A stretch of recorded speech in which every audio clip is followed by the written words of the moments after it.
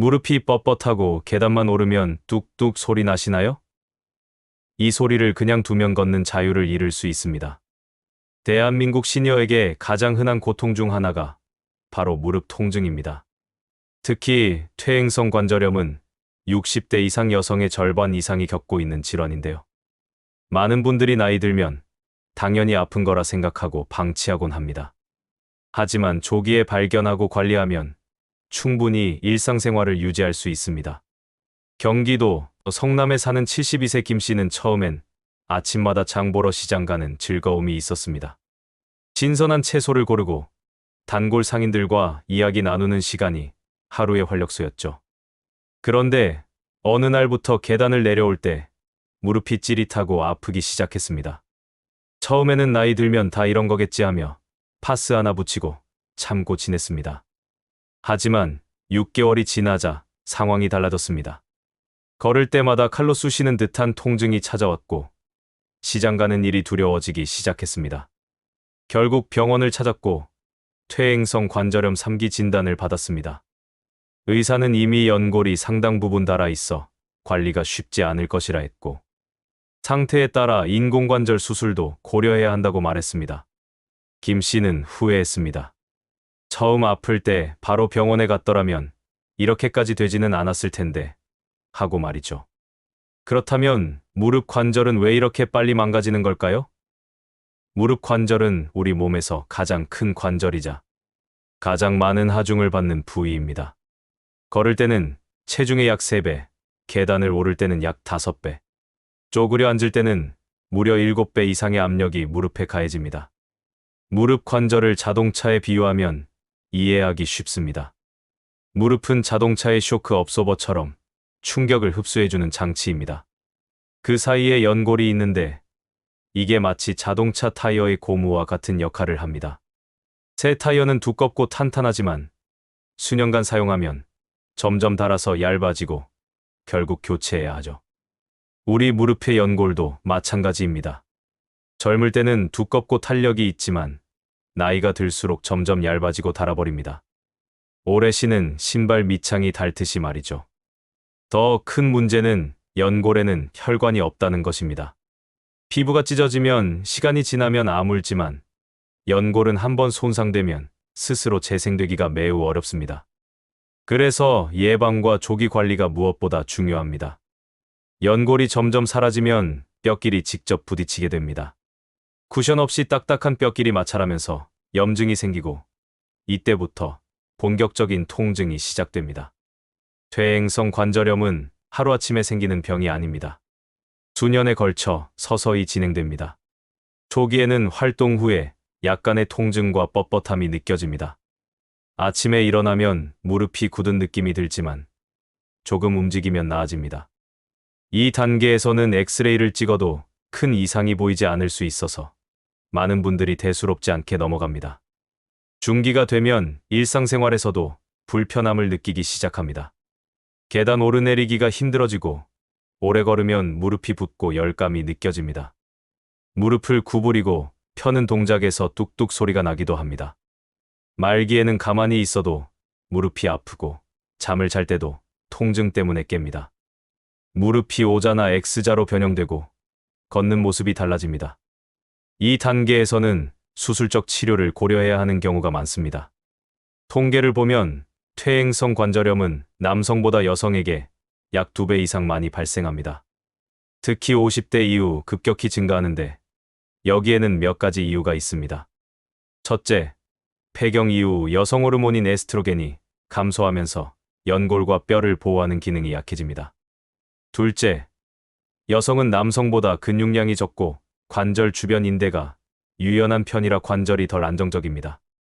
셋째, 한국 여성들은 전통적으로 쪼그려 앉아서 하는 집안일이 많았습니다. 김장, 빨래, 청소 등이 무릎에 큰 부담을 주는 자세로 이루어졌죠. 무릎 건강에 적신호가 켜지면 우리 몸은 여러 신호를 보냅니다. 아침에 일어나면 무릎이 뻣뻣하고 굳은 느낌이 30분 이상 지속된다면 주의해야 합니다. 계단을 오르내릴 때 특히 아프다면 이미 연골이 어느 정도 손상되었을 가능성이 큽니다. 무릎에서 소리와 함께 통증이 느껴진다면 이것은 연골이 닳아서 뼈끼리 마찰하고 있다는 신호일 수 있습니다. 무릎이 붓고 열이 나는 증상도 주의해야 합니다. 날씨가 흐리거나 추울 때 유독 무릎이 더 아프다면 이것도 관절염의 신호입니다. 그렇다면 무릎 관절을 지키기 위해서는 어떻게 해야 할까요? 가장 중요한 것은 체중 관리입니다. 체중 1kg만 줄여도 무릎에는 약 3배에서 4배의 부담이 덜어집니다. 마치 마트에서 4리터짜리 물통 하나 들고 다니는 무게가 줄어드는 것과 같습니다. 특히 비만이신 분들은 체중을 5kg만 줄여도 무릎 통증이 눈에 띄게 줄어듭니다. 체중을 줄이는 것이 쉽지 않다는 것은 잘 압니다. 하지만 급격하게 살을 빼려고 하지 마세요. 한 달에 1kg에서 2kg씩 천천히 줄이는 것이 좋습니다. 무리한 다이어트는 오히려 근육을 빼앗아가서 무릎을 더 약하게 만들 수 있습니다. 균형 잡힌 식사를 하면서 조금씩 양을 줄이고 단 음료와 과자, 빵 같은 간식을 줄이는 것만으로도 체중 감량에 도움이 됩니다. 두 번째로 중요한 것은 근육을 키우는 것입니다. 특히 허벅지 앞쪽 근육인 대퇴사두근은 무릎을 보호하는 보호대 역할을 합니다. 이 근육이 튼튼하면 무릎 관절에 가해지는 충격을 분산시켜 연골을 보호할 수 있습니다. 의자에 앉아서 할 수 있는 간단한 운동이 있습니다. 등받이가 있는 의자에 앉아서 한쪽 다리를 무릎이 곧게 펴질 때까지 들어 올립니다. 발끝은 몸쪽으로 당기고 5초간 유지한 뒤 천천히 내립니다. 이 동작을 양쪽 다리 각각 10회씩 하루에 3번 정도 해주면 허벅지 근육을 키우는 데 큰 도움이 됩니다. 수영이나 아쿠아로빅 같은 물속 운동도 무릎에 좋습니다. 물의 부력 덕분에 무릎에 가해지는 하중이 줄어들면서도 근육은 충분히 사용할 수 있기 때문입니다. 실내 자전거 타기도 좋은 운동입니다. 페달을 밟을 때 무릎이 완전히 펴지지 않도록 안장 높이를 조절하고 가벼운 저항으로 시작하세요. 세 번째는 생활 습관을 바꾸는 것입니다. 쪼그려 앉는 자세는 무릎에 체중의 7배가 넘는 압력을 가하기 때문에 가능하면 피해야 합니다. 집안일을 할 때도 낮은 의자나 걸상을 사용하는 것이 좋습니다. 청소할 때도 막대걸레를 사용하고 빨래를 개거나 정리할 때는 테이블 위에서 하세요. 양반다리로 오래 앉는 것도 무릎 관절에 좋지 않습니다. 명절이나 제사 때 바닥에 앉아야 한다면 중간중간 일어나서 다리를 펴주는 것이 좋습니다. 등받이 있는 의자를 사용하는 것도 중요합니다. 의자에서 일어날 때는 팔걸이나 테이블을 짚고 천천히 일어나세요. 갑자기 벌떡 일어서면 무릎에 순간적으로 큰 압력이 가해집니다.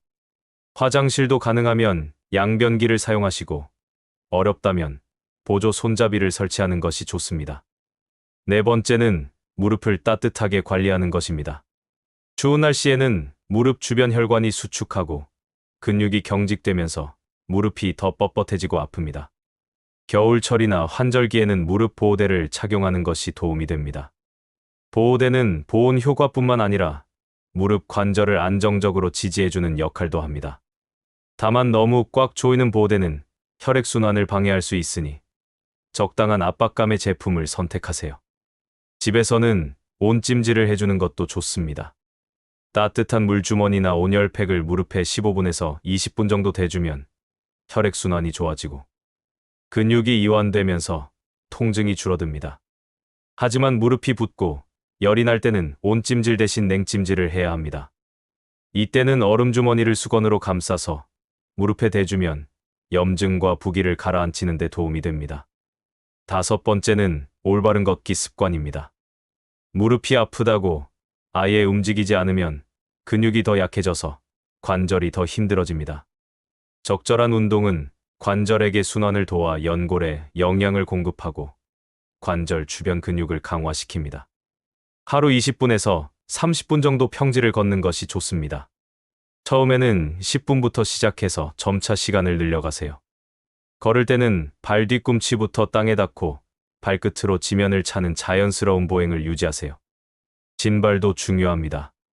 굽이 낮고 쿠션이 좋은 운동화를 신으면 걸을 때 무릎에 가해지는 충격을 줄일 수 있습니다. 걷기 전후로 가벼운 스트레칭을 하는 것도 잊지 마세요. 허벅지와 종아리 근육을 부드럽게 늘려주면 관절의 유연성이 좋아지고 부상을 예방할 수 있습니다. 여기서 주의할 점들이 있습니다. 무릎이 아프다고 무조건 쉬기만 하는 것은 오히려 좋지 않습니다. 움직이지 않으면 근육이 빠르게 약해지고, 약해진 근육은 무릎 관절을 제대로 지지하지 못해 상태가 더 나빠질 수 있습니다. 물론 통증이 심할 때는 무리하지 말고 쉬어야 하지만, 통증이 가라앉으면 천천히라도 움직여야 합니다. 계단 오르기를 운동 삼아 매일 하시는 분들이 있는데, 이미 무릎에 문제가 있다면 피해야 합니다. 계단은 평지보다 무릎에 훨씬 큰 충격을 주기 때문입니다. 만약 계단을 이용해야 한다면 오를 때는 좋은 쪽 다리로 먼저 디디고, 내려올 때는 아픈 쪽 다리를 먼저 내디드세요. 그리고 반드시 난간을 잡고 천천히 움직이세요. 또 영양제만 먹으면 무릎이 좋아진다고 생각하시는 분들도 많습니다. 글루코사민이나 콘드로이틴 같은 영양제가 관절 건강에 도움이 될 수 있다는 연구들이 있지만, 이것은 어디까지나 보조적인 수단입니다. 영양제를 먹으면서 체중은 그대로 유지하고 운동도 하지 않으면 효과를 기대하기 어렵습니다. 생활 습관 개선이 먼저이고 영양제는 그 다음입니다. 무릎에서 소리가 난다고 해서 모두 관절염은 아닙니다. 젊은 사람들도 무릎을 구부릴 때 소리가 날 수 있는데, 이것은 관절 주변의 인대나 힘줄이 뼈 위를 지나가면서 나는 소리일 수 있습니다. 단순히 소리만 나고 통증이 없다면 크게 걱정하지 않아도 되지만, 통증이 동반된다면 병원을 찾아가는 것이 좋습니다. 결국 무릎 관절은 소모품이지만 관리하면 오래 쓸 수 있습니다. 체중 조절, 근육 강화, 올바른 자세, 따뜻한 관리, 꾸준한 걷기, 이 5가지만 지켜도 무릎 건강을 오래 유지할 수 있고, 인공관절 수술의 가능성도 크게 줄일 수 있습니다.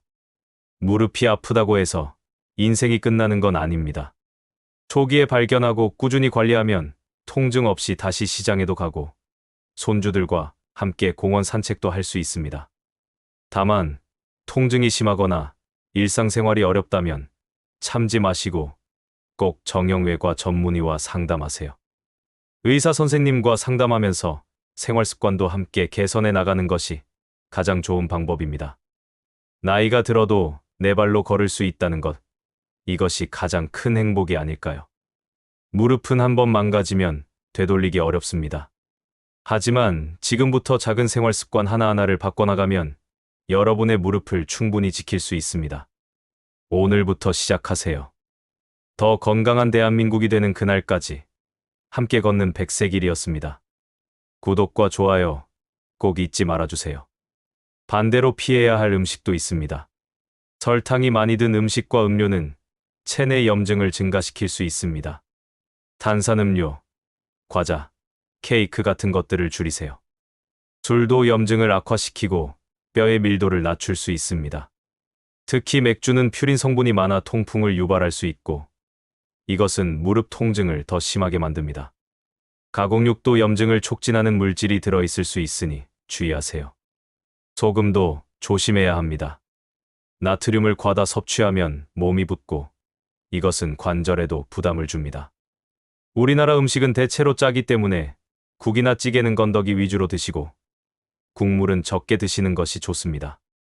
이제 운동 이야기를 해보겠습니다. 무릎이 아픈데 운동을 해도 되나요? 네, 해야 합니다. 다만 무릎에 부담을 주지 않는 운동을 선택해야 합니다.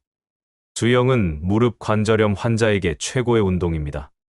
물속에서는 체중의 부담이 크게 줄어들기 때문에 무릎에 거의 충격을 주지 않으면서도 전신 근육을 고루 사용할 수 있습니다. 자유형이 어렵다면 물속에서 걷기만 해도 좋습니다. 수영장 얕은 곳에서 앞으로 걷기, 뒤로 걷기, 옆으로 걷기를 번갈아 하면 허벅지와 엉덩이 근육이 골고루 강화됩니다. 실내 자전거도 좋습니다. 페달을 밟는 동작은 무릎에 가해지는 충격이 적으면서도 허벅지 근육을 효과적으로 키울 수 있습니다. 처음에는 저항을 낮게 설정하고 10분 정도부터 시작하세요. 익숙해지면 점차 시간을 늘려 30분까지 해보세요. 안장 높이는 페달을 가장 아래로 밟았을 때 무릎이 살짝 구부러지는 정도로 맞추는 것이 좋습니다. 요가나 필라테스도 추천할 만합니다. 이런 운동들은 유연성을 높이고 코어, 근육을 강화시켜 관절을 안정적으로 지지해줍니다. 다만 무릎을 깊이 구부리는 동작이나 쪼그려 앉는 자세는 피해야 하니 강사에게 무릎 상태를 미리 알리고 동작을 조절해서 하세요. 집에서 할 수 있는 간단한 운동도 많습니다. 벽에 기대어 서서 하는 스쿼트가 있습니다. 벽에 등을 대고 서서 천천히 무릎을 구부리는데 무릎이 90도 이상 구부러지지 않도록 주의하세요. 마치 보이지 않는 의자에 앉는 것처럼 하면 됩니다. 이 자세를 5초간 유지하고 천천히 일어납니다. 10회 정도 반복하세요. 옆으로 누워서 하는 다리 올리기도 좋습니다. 옆으로 누워서 위쪽 다리를 천천히 들어 올렸다 내리는 동작인데 이것은 엉덩이 옆쪽 근육을 강화시켜 무릎의 안정성을 높여줍니다. 양쪽 다리 각각 15회씩 해보세요. 운동할 때 주의할 점이 있습니다. 절대 무릎에 통증이 느껴질 정도로 무리하지 마세요. 약간 힘들다 싶은 정도가 적당합니다. 운동 후 2시간이 지나도 통증이 계속되거나 다음 날 통증이 심해진다면 운동량이 너무 많았던 것이니 줄여야 합니다. 운동 전후 스트레칭도 중요합니다. 허벅지 앞 근육을 늘리려면 한쪽 발을 뒤로 구부려 손으로 잡고 엉덩이 쪽으로 당깁니다. 균형을 잡기 어려우면 벽이나 의자를 잡고 하세요. 허벅지 뒤 근육을 늘리려면 의자에 앉아 한쪽 다리를 앞으로 쭉 펴고 발끝을 몸쪽으로 당기면서 상체를 앞으로 숙입니다. 각 동작을 20초에서 30초씩 유지하세요. 많은 분들이 착각하는 것이 있습니다. 계단 오르기가 무릎 운동에 좋다고 생각하시는데 이미 무릎에 문제가 있다면 오히려 해롭습니다. 계단을 오를 때는 무릎에 체중의 약 5배 압력이 가해지고 내려올 때는 더 큽니다. 엘리베이터를 타는 것이 게으른 것이 아니라 무릎을 지키는 현명한 선택입니다. 등산도 조심해야 합니다. 특히 내리막길은 무릎에 엄청난 부담을 줍니다. 만약 등산을 하신다면 등산 스틱을 꼭 사용하세요. 스틱 2개를 사용하면 무릎에 가해지는 하중을 팔로 분산시킬 수 있습니다. 내리막길에서는 보폭을 작게 하고 천천히 내려오세요. 조깅이나 달리기도 무릎에 좋지 않습니다. 달릴 때 착지하는 순간 무릎에는 체중의 5배에서 7배의 충격이 가해집니다. 무릎이 건강한 젊은 사람에게는 괜찮지만 이미 관절염이 있거나 중년 이후에는 권하지 않습니다. 걷기로 충분합니다. 무릎 보호대에 대해서도 말씀드리겠습니다. 무릎 보호대는 관절을 안정시키고 보온 효과를 주어 통증을 줄이는데 도움이 됩니다. 하지만 하루 종일 착용하는 것은 좋지 않습니다. 보호대에 너무 의존하면 근육이 약해질 수 있습니다. 활동할 때나 외출할 때만 착용하고 집에서 쉴 때는 벗는 것이 좋습니다. 신발 선택도 중요합니다. 굽이 너무 높거나 딱딱한 신발은 피하세요. 운동화가 가장 좋은데 특히 쿠션이 좋은 워킹화나 러닝화를 추천합니다. 신발 밑창이 너무 닳았다면 교체하세요. 다른 신발은 충격 흡수 능력이 떨어져 무릎에 더 큰 부담을 줍니다. 집 안에서도 슬리퍼보다는 쿠션이 있는 실내화를 신는 것이 좋습니다. 날씨와 무릎 통증의 관계에 대해서도 알아보겠습니다. 많은 분들이 비가 오거나 날씨가 추우면 무릎이 더 아프다고 하십니다. 이것은 단순한 미신이 아니라 실제로 과학적 근거가 있습니다.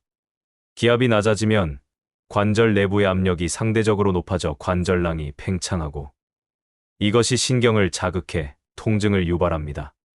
추운 날씨는 혈관을 수축시키고 근육을 경직시켜 무릎을 더 뻣뻣하게 만듭니다. 그래서 겨울철이나 환절기에는 무릎을 따뜻하게 유지하는 것이 중요합니다. 외출할 때는 긴 바지를 입고 필요하면 무릎 보호대를 착용하세요. 밤에 자기 전 따뜻한 물로 샤워를 하거나 족욕을 하는 것도 혈액순환에 도움이 됩니다. 물을 충분히 마시는 것도 중요합니다. 우리 몸의 60% 이상이 물인데 관절액도 마찬가지입니다. 수분이 부족하면 관절액의 점도가 높아져 윤활 작용이 제대로 되지 않습니다. 하루에 1.5리터에서 2리터 정도의 물을 마시세요. 수면도 무릎 건강과 관련이 있습니다. 잠을 잘 때 우리 몸은 손상된 조직을 회복시킵니다. 수면이 부족하면 염증이 증가하고 통증에 대한 민감도가 높아집니다. 하루 7시간에서 8시간 정도 충분히 주무세요. 잘 때 무릎 사이에 베개를 끼우면 무릎에 가해지는 압력을 줄일 수 있습니다. 스트레스 관리도 필요합니다. 스트레스를 받으면 우리 몸에서는 코르티솔이라는 호르몬이 분비되는데 이것이 장기적으로 염증을 증가시킬 수 있습니다. 명상, 심호흡, 좋아하는 취미 활동 등으로 스트레스를 관리하세요. 무릎 통증이 있을 때 온찜질을 할까요? 냉찜질을 할까요? 이것은 상황에 따라 다릅니다. 급성 염증이 있을 때, 즉 무릎이 붓고 뜨겁고 빨갛게 변했을 때는 냉찜질을 해야 합니다. 얼음을 수건에 싸서 15분에서 20분 정도 대주면 염증과 부기를 가라앉히는 데 도움이 됩니다. 만성 통증이나 뻣뻣함이 있을 때는 온찜질이 좋습니다. 따뜻한 물 주머니나 온열팩을 20분 정도 대주면 혈액순환이 좋아지고 근육이 이완되면서 통증이 줄어듭니다. 침이나 뜸, 한약은 어떨까요? 이런 한방 치료는 개인차가 있지만 일부 환자들에게 도움이 될 수 있습니다. 특히 침 치료는 통증을 줄이는데 효과가 있다는 연구들이 있습니다. 다만 이것도 생활습관 개선과 함께 병행해야 효과적입니다. 물리치료도 좋은 선택입니다. 전문 물리치료사의 지도 아래 근력 강화 운동과 유연성 운동을 하면 무릎 기능을 개선할 수 있습니다. 초음파 치료나 전기 자극 치료 등도 통증을 줄이는 데 도움이 됩니다. 마지막으로 가장 중요한 것을 말씀드리겠습니다. 통증을 참지 마세요. 통증은 우리 몸이 보내는 경고 신호입니다. 진통제로 통증만 가리고 원인을 방치하면 상태가 더 나빠집니다. 통증이 2주 이상 계속되거나 점점 심해진다면 반드시 정형외과 전문의를 찾아가세요. 의사 선생님과 상담할 때는 언제부터 아팠는지, 어떤 동작에서 더 아픈지, 하루 중 언제 가장 아픈지 등을 자세히 말씀드리세요. 그래야 정확한 진단과 적절한 치료를 받을 수 있습니다. 필요하다면 엑스레이나 MRI 검사를 받아 무릎 상태를 정확히 파악하는 것이 중요합니다. 무릎 건강은 하루아침에 좋아지지 않습니다. 꾸준한 관리와 생활습관 개선이 필요합니다. 하지만 포기하지 마세요. 지금부터라도 올바른 식사, 적절한 운동, 체중 관리를 시작하면 통증을 줄이고 무릎 기능을 유지할 수 있습니다. 여러분의 무릎이 오래오래 건강하기를 바라며 더 건강한 대한민국이 되는 그날까지 함께 걷는 백세길이었습니다. 구독과 좋아요 꼭 잊지 말아주세요.